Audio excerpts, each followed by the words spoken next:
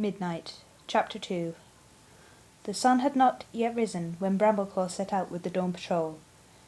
Even in the few days since Sorreltail's warrior ceremony, the leaves had begun to turn gold, and the first chill of leaf fall lay out on the forest, though it still hadn't rained for longer than a moon. The young warrior shivered as long grasses, heavy with dew, brushed against his fur. Cobwebs spread a grey film over the bushes, and the air was filled with damp, leafy scents. The twittering of waking birds began to drown out the soft padding of the cat's paws. Brightheart's brother, Thornclaw, who was in the lead, paused to look back at Brambleclaw and Ashfur. "Firestar wants us to check Snake Rocks," he meowed. "Watch out for adders. There are more of them since the weather has been so hot." Brambleclaw instinctively unsheathed his claws. The adders would be hidden in cracks now, but as soon as the sun came up, the warmth would tempt them out again. One bite from those poisoned jaws could kill a warrior before a medicine cat could do anything to help. Before they had gone very far, Brambleclaw began to hear faint sounds behind him, as if something were moving around in the undergrowth. He paused, glancing back in the hope of an easy bit of prey. At first he could see nothing. Then he noticed the fronds of a thick clump of fern waving about, though there was no breeze. He sniffed the air, opening his jaws to drink it in, before letting out the breath with a sigh. "Come out, Squirrelpaw," he meowed. There was a moment's silence. Then the bracken waved again, and the stems parted as the dark ginger she-cat came out of the open. Her green eyes glared defiance. "What's going on?" Thornclaw padded up to Brambleclaw, with Ashfur just behind him. Brambleclaw indicated the apprentice with a flick of his tail. "I heard something behind us," he explained. "She must have followed us from the camp." "Don't talk about me as if I weren't here," Squirrelpaw protested hotly. "You shouldn't be here," Brambleclaw retorted. Somehow, Squirrelpaw had only to open her mouth for him to feel that his fur was being rubbed the wrong way. "Stop bickering, the pair of you," Thornclaw growled. "You're not kits any more. Squirrelpaw, tell us what you're doing. Did some cat send you with a message?" "She wouldn't have been sulking in the bracken if they had," Brambleclaw couldn't resist pointing out. "No, they didn't," Squirrelpaw meowed with a resentful glance at Brambleclaw. Her paws scuffled in the grass. "I wanted to come with you, that's all. I haven't been on a patrol for ages." "And you weren't told to come on this one," Thornclaw replied. "Does Dustpelt know you're here?"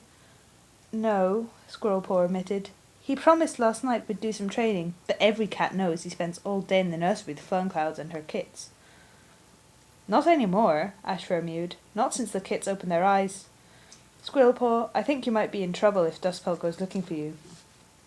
"You better go back to camp right away," Thornclaw decided. Anger flared up in Squirrelpaw's eyes, and she took a step forward that brought her nose to nose with Thornclaw. "You're not my mentor, so you don't order me around." Thornclaw's nostrils flared minutely as he let out a patient sigh, and Brambleclaw admired his self-control. If Squirrelpaw had spoken to him like that, he would have been tempted to rake his claws over her ears. Even Squirrelpaw seemed to realize she had gone too far. "I'm sorry, Thornclaw," she meowed, "but it's true. I haven't been on a patrol for days. Please, can I come?" Thornclaw exchanged a glance with Ashfur and Brambleclaw. "All right," he meowed, "but don't blame me if Dustpelt turns you into crow food when we get back." Squirrelpaw gave a little skip of excitement. "Thank you, Thornclaw. Where are we going? Are we looking for anything special? Is there going to be trouble?" Thornclaw swished his tail across her mouth to silence her. "Snake Rocks," he replied, "and it's up to us to make sure there won't be trouble." "Watch out for adders, though," Brambleclaw added. "I know that," Squirrelpaw flashed at him. "And we'll do it quietly," Thornclaw ordered her. "I don't want to hear another squeak out of you unless there's something I need to know." Squirrelpaw opened her mouth to reply, then took in what he had said, and nodded vigorously. The patrol set off again. Brambleclaw had to admit that now she had gotten her own way, Squirrelpaw was behaving sensibly, slipping quietly along behind the leader, and staying alert for every sound and movement in the undergrowth. The sun was well risen by the time the four cats emerged from the trees and saw the smooth, rounded shapes of Snake Rocks in front of them. A dark hole gaped at the foot of one of them. It was the cave where the dog pack had hidden. Brambleclaw shuddered, remembering that Tigerstar, his own father, had tried to lead the savage animals to the ThunderClan camp in deadly revenge against his former clanmates. Squirrelpaw noticed his expression. "Scared of adders?" she taunted him. Yes, Brambleclaw replied, and so should you be. Whatever, she shrugged. They're probably more scared of us. Before Brambleclaw could stop her, she bounded forward into the clearing, obviously meaning to poke her nose into the hole. Stop! Thornclaw's voice brought her skidding to a halt. Hasn't Dustpelt told you that we don't go dashing in anywhere before we are sure of what we're going to find? Squirrelpaw looked embarrassed. Of course he has.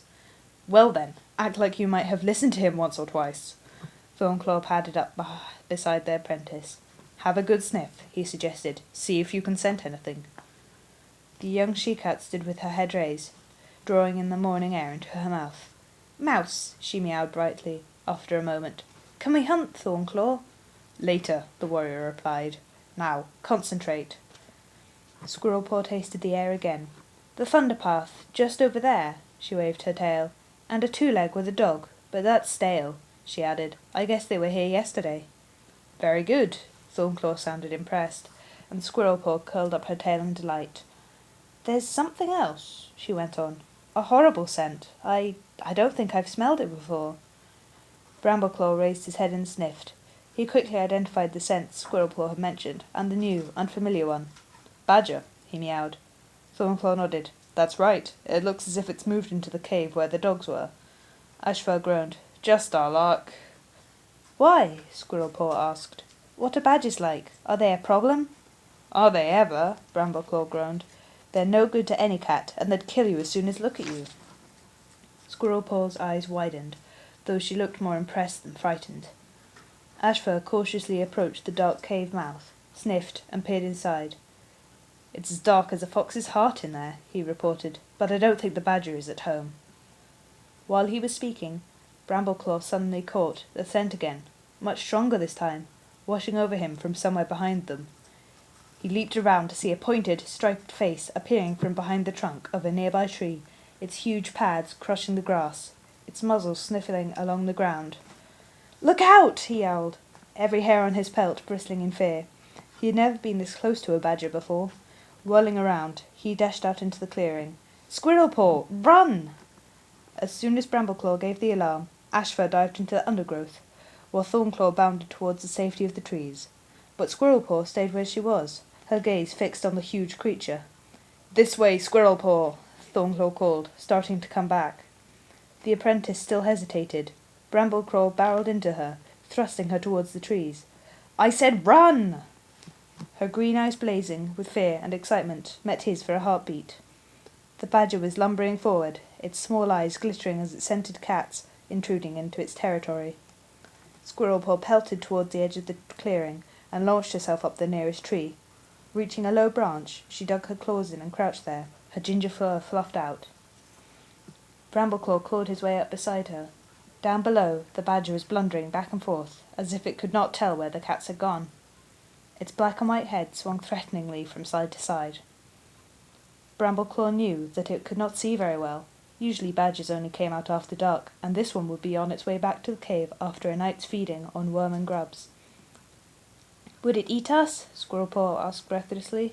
No, Brambleclaw replied, trying to slow down his panting heart. Even a fox kills to eat, but a badger will kill you just for getting in its way. We're not prey to them, but they won't tolerate any trespassers on their territory. Why did you hang about down there instead of running like we told you to? I've never seen a badger before, and I wanted to. Dustpelt says we should get all the experience we can. Does that include the experience of having your fur ripped off?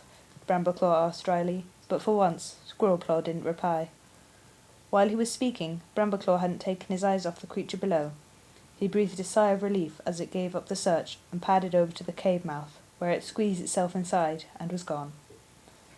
Thornclaw leaped down from the tree where he had taken refuge.